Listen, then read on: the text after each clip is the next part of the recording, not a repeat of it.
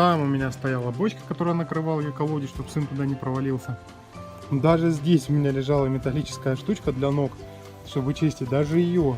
Мешалка мешает, полы делаются и дела тоже. Пол почти залил, решил чуть передохнуть и для вас промежуточное видео заснять. Эх, елки-палки, третий раз я с трубой в руках. На этот раз я закосячил. Наклон недостаточный, еще минимум на 5 сантиметров надо. В общем, немножко подзатарились в Leroy Merlin. Всего-навсего, на сколько? Почти на 40 тысяч или на 50?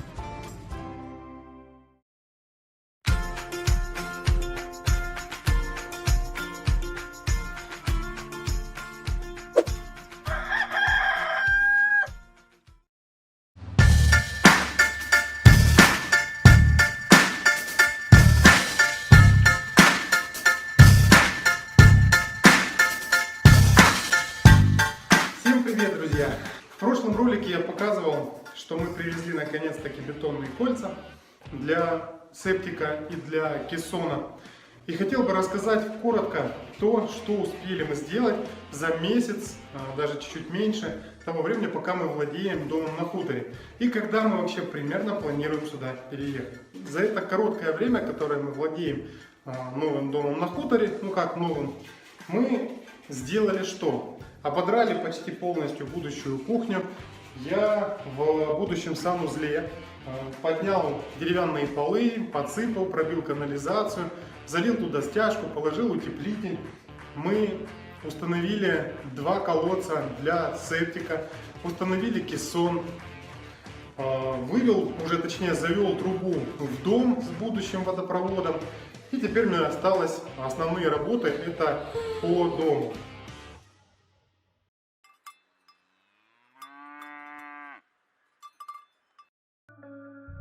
Сегодня ночью приезжали к нам во двор какие-то четверки и наглым образом забрали наш металлолом. Сказать, как хочется сказать, мы не можем, так как YouTube не позволяет выражаться. В общем, приехали такие у нас тут новости, не очень радостные. Вот здесь я складывал трубы от батареи, которые спиливал, хотел их оставить себе на столбы, потому что довольно хорошие трубы. Там у меня стояла бочка, которая накрывала ее колодец, чтобы сын туда не провалился. Даже здесь у меня лежала металлическая штучка для ног, чтобы вычистить. Даже ее украли. Ну, сами понимаете, кто. Нельзя выражаться. Теперь у меня стоит проблема. Я не знаю, как быть. Уезжать отсюда нельзя, теперь нужно оставаться ночевать здесь. Иначе они раз приехали, приедут и еще раз. То у них, грубо говоря, типа разведки, может быть, было. А здесь очень много инструмента, есть что воровать. Вот. Теперь не знаю, надо как-то здесь начинать оставаться. Но проблема в том, что я работаю через интернет, а связь я еще пока здесь не наладил. Ни усилители не поставил для интернета, ничего такое. В общем, подкинули мне проблем. Довольно немало. Не знаю, что теперь делать. Вот почему их не любят? Да вот за это их и не любят. Потому что в основном, кроме как гадости, от них ничего нету.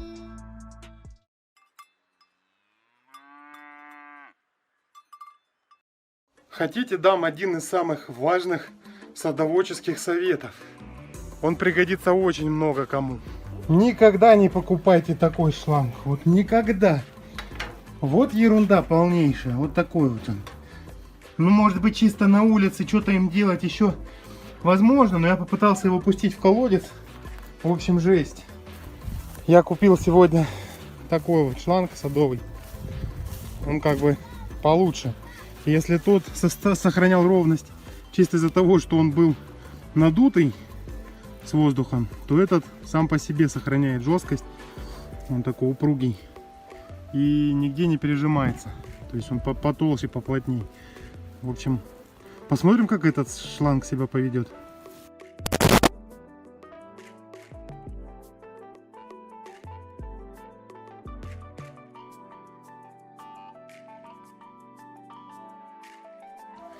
Ну что, запускаем первый раз бетономешалку и начинаем на ней работать.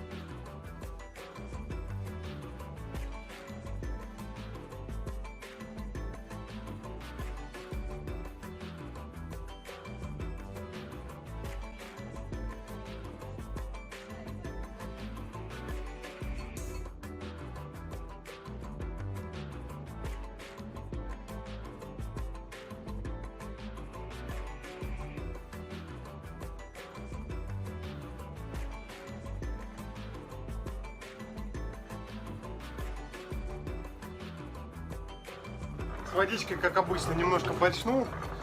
Делаю я пропорцию 1 к 4, хотя можно делать 1 к 5, 1 к 6.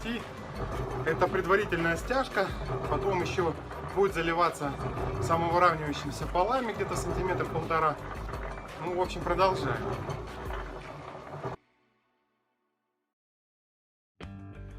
Пол почти залил. Решил чуть передохнуть и для вас промежуточное видео заснять.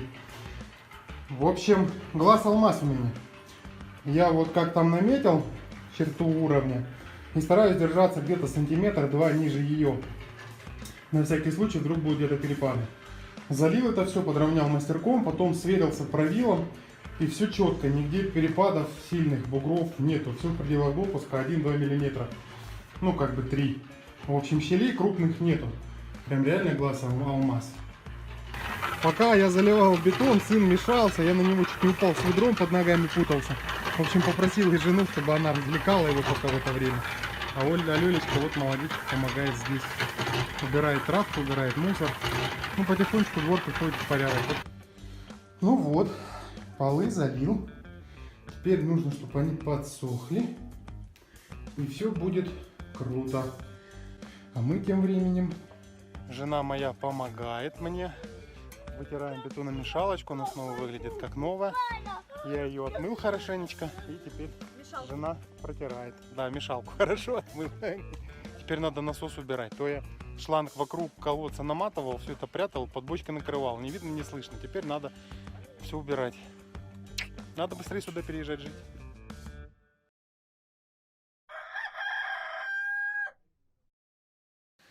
Следующий день после воровства. Вроде все на месте. Единственное, в гараж были ворота открыты. Ну, наверное, их открыл ветер, потому что он очень сильный, уже второй день. Полы в ванной уже застыли. Вот я уже по ним хожу. В принципе, проверил. Все получается как бы, нормально, без перепадов. Единственное, я здесь чуть-чуть больше налил. Налью наливные полы, и все будет хорошо. Я еще сюда в угол больше хотел налить, но я бы уже не дотянулся с ведром. Сын уже померил все, что можно было померить. Я прикупил трубы на улицу. Пойдемте покажу. Уже даже установил здесь немножко уголок. Извиняюсь опять за ветер. Я все никак не куплю петличку. Вот. В общем, поставил уголок. Возможно, его еще чуть-чуть подопущу. И будет здесь вот так траншея напрямую до колодца. Надо уровни померить, чтобы кастер был как положено. Куда чего как опустить здесь, чтобы было нормально здесь.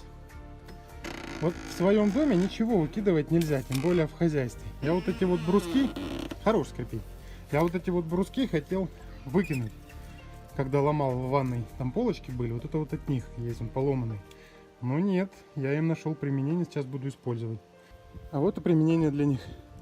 Колышки, для того, чтобы натянуть себе веревку, где мне копать траншею, чтобы она была ровная, а не вот такая.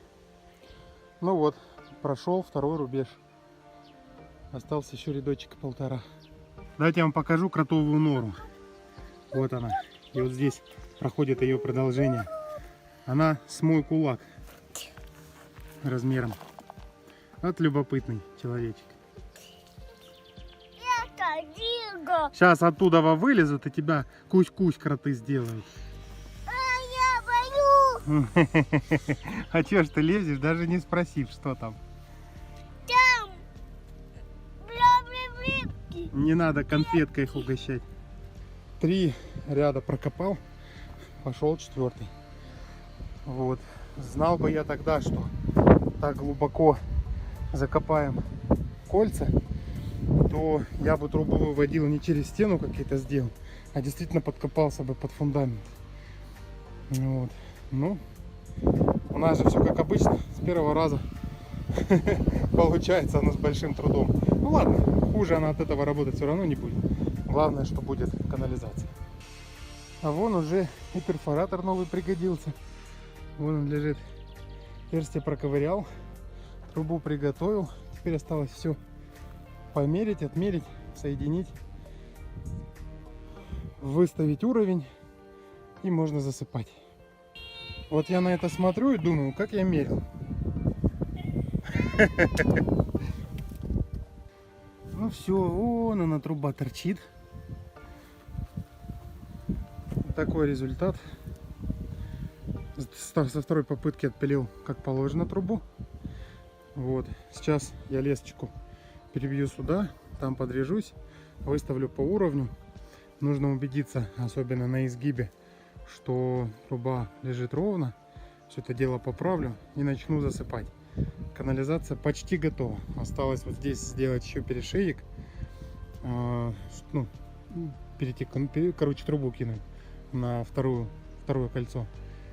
И все. И канализация будет готова. Эх, елки-палки. Третий раз я с трубой в руках. На этот раз я закосячил. Наклон недостаточный. Еще минимум на 5 сантиметров надо сделать было наклон. Не дорассчитал. Но буду пилить еще раз. Укорачивать на 5 сантиметров еще. Благо, хоть не руками это делаю. Ну вот. Траншея тоже засыпана.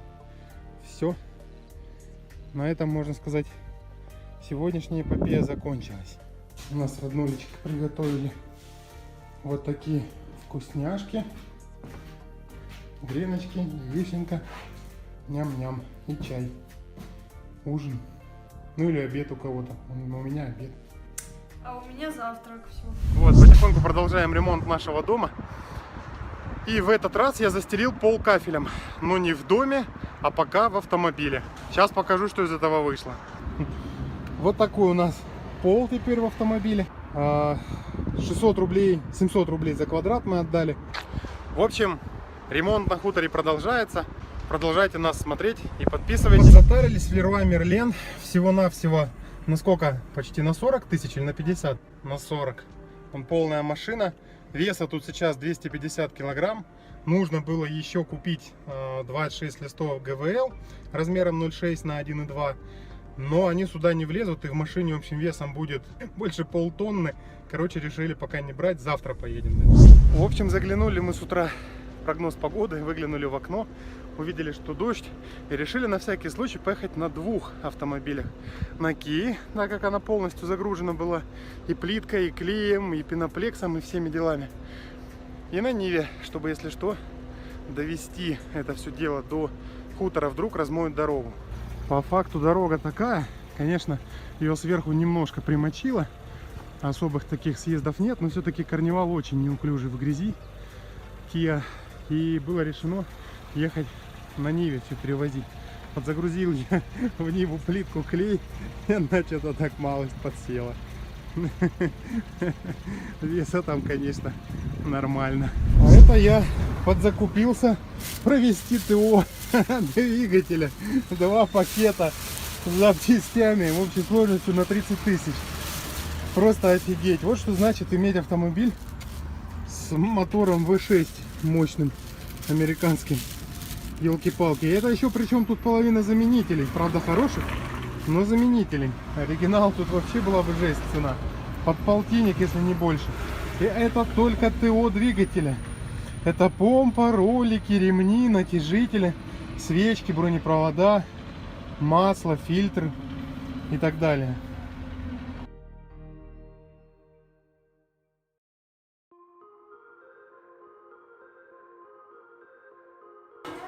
Вот такая яма и дырка в полу осталась после того, когда я устанавливал кессон. Я завел сюда воду. Мне нужно сейчас в ближайшее время заделать эту дырку, так как погода на улице мне не совсем позволяет заниматься уличными какими-то работами. Мне надо сделать было перешеек между канализационными кольцами, колодцами. Но глину копать по погоде, где дождь идет несколько дней, удовольствие так себе.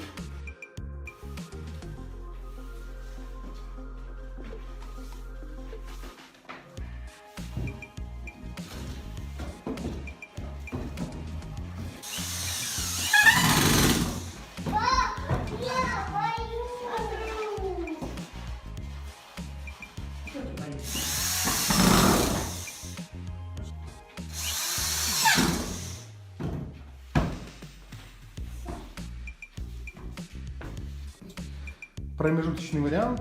Ямку подзасыпали грунтом, который достал. Опору одну поставил. Сейчас еще одну здесь и накрываю.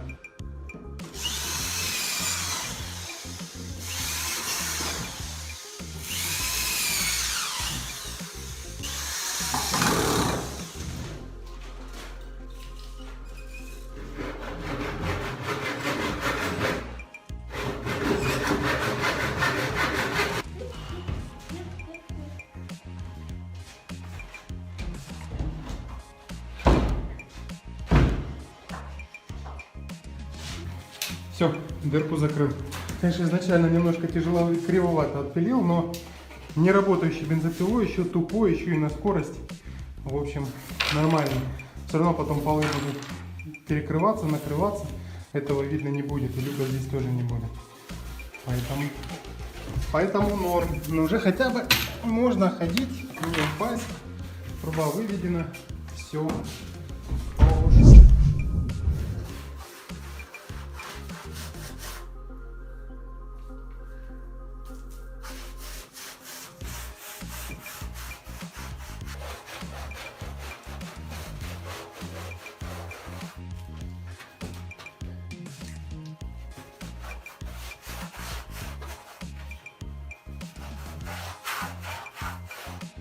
Так, стену погрунтовал. Изначально попытался сделать это валиком, но это была не очень удачная идея. Взял большую кисть и хорошенечко прям пропитал на первый слой. Прям капитально, не жалея грунтов. Сейчас она чуть-чуть подсохнет и вторым слоем. А потом надо будет наклеить на нее пеноплест. Вот получилась канализационная труба. Здесь она еще потом разрежется где-то, чтобы был умывальник. Это у нас для трапа. Туда она дальше пойдет через вот эту комнату. Вот так, вот так, вот так, вот так закроется. И выйдет вот где-то здесь. И пойдет дальше туда. На ту же комнату. Вот. Ну, вот так у меня получилось. Стенка. Это, во-первых, холодная стенка. Это кулица. Во-вторых, таким образом я более-менее как бы прикрыл штукатурку, утеплил стену. И я прям на пеноплекс выровню по уровню, сделаю метки, грубо говоря, маяки. И прям сверху на пеноплекс буду клеить ГВЛ листы. Надеюсь, что ничего не оторвется. Видел я такой способ. Вот. В общем, я подготовил вот эту стену за сегодня. Сделал, прогрунтовал, отбил, прогрунтовал, наклеил пеноплекс для утепления. Она холодная. То есть тут теперь бутерброд получается наружный кирпич, сруб, из которого сложена эта стена, штукатурка с дранкой и пеноплекс. Ванна должна быть, по идее, очень теплая. По поводу того, как я буду все крепить. Потом к ней приклеятся наклеящие листы ГВЛ к пеноплексу напрямую. И насквозь потом еще притяну их к стене длинными саморезами к дереву. Ну и доченька неплохо подчистила вот эту стенку. Почти полностью ее очистила, молодечек. Здесь маме помогла на этой стене тоже. Очистила ее. В общем, сегодня мы ударно поработали. Барин отдыхает. Лелечка тоже отдыхает. Нет, нет, нет. В общем, мы сейчас пьем кофе, чай, то что и едем. Нет. Я буду играть. Не будешь ты играть этой штукой. Это папина штука. Сиди на диване. Сиди на кресле. Я буду Вот. В общем, до завтра.